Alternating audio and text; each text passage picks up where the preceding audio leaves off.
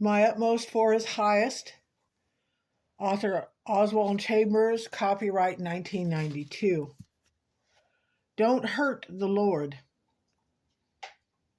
Have I been with you so long, and yet you do not know me, Philip? John 14:9.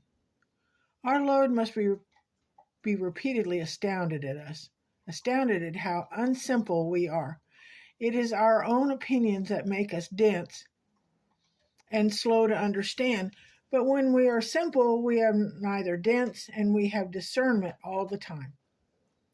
Philip expected the future revelation of a tremendous mystery, but not in Jesus, the person he thought he already knew. The mystery of God is not in what is going to be, it is now.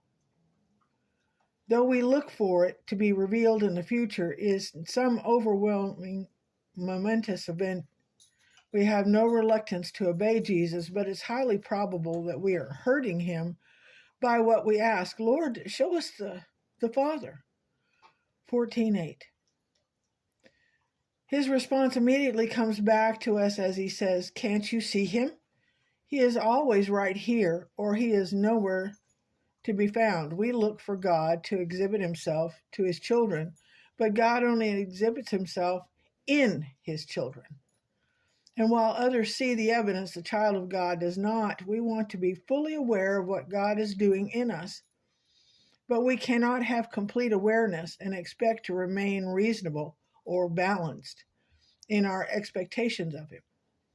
If all we are asking God to give us is experiences, and the awareness of those experiences is blocking our way, we hurt the Lord.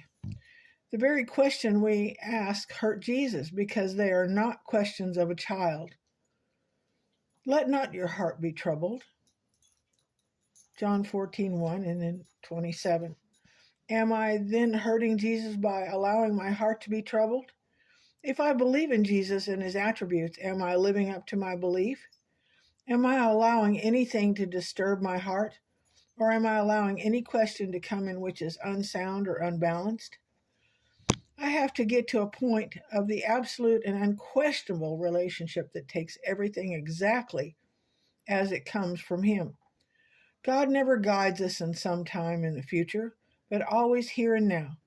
Realize that the Lord is here now, and the freedom you receive is immediate.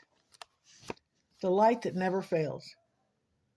We all, with unveiled face, beholding the glory of God. 2 Corinthians 3:18. A servant of God must stand so very much alone that he never realizes he is alone. In the early stages of the Christian life, disappointments will come.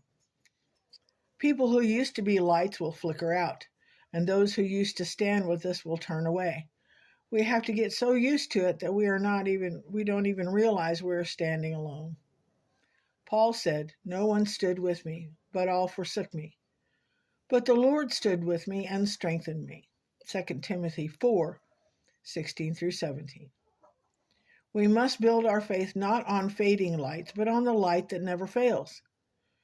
When important individuals go away, we are sad until we see that they were meant to go, that only one thing is left for us to do, to look into the face of God for ourselves, allowing nothing to keep you from looking with strong determination unto the face of God regarding yourself and your doctrine. And every time you preach, make sure you look God in the face about the message first. Then the glory will remain through all of it. A Christian servant is one who perpetually looks into the face of God and then goes forth to talk to others. The ministry of Christ is characteristic by abiding glory of which the servant is totally unaware. Moses did not know that the skin of his face shone while he talked with him. Exodus 34:29. We are never called on to display our doubts openly or to express the hidden joys and delights in our life with God. The secret of a servant's life is that he stays in tune with God all the time.